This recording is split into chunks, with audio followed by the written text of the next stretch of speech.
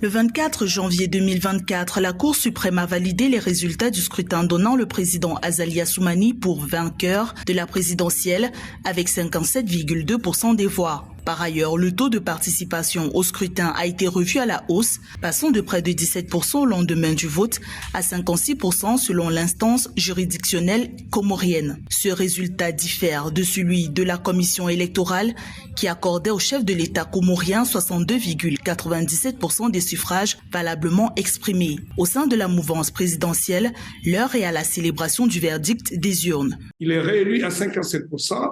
Et ces gouverneurs, celui d'Anjouan, de Moélie et de Ngazidjan, sont aussi élus au premier tour.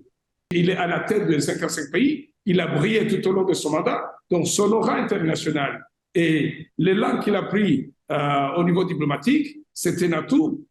Aux Comores et principalement dans la capitale Moroni, des manifestations ont coûté la vie à un civil après la publication des résultats de la présidentielle le 16 janvier 2024. L'information a été confirmée par le gouvernement comorien lors d'un échange avec la presse internationale le 24 janvier 2024. Se défendant d'avoir usé volontairement de la force, les autorités comoriennes ont dressé le bilan économique de ces 2 jours de protestation.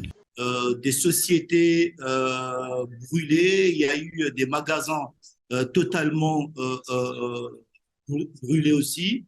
Il y a eu vraiment un ralentissement de l'économie, de l'activité économique pendant ces deux jours-là. Il y a une société, son du riz, qui a été complètement dévastée. Un an de stock est parti, 4 camions brûlés, l'entrepôt franchement en fumée, qui est évalué à peu près 1 milliard de francs comoriens. Il y a eu la société, par exemple, Comore Télécom, 4 pylônes vraiment tout détruits et qui est évalué à 340 millions. Après la promulgation des résultats définitifs des élections générales aux Comores, l'opposition continue de contester la victoire du président Assoumani. Une position renforcée par la disparité entre les chiffres de la Cour suprême et ceux de la Commission électorale nationale indépendante de l'Union des Comores.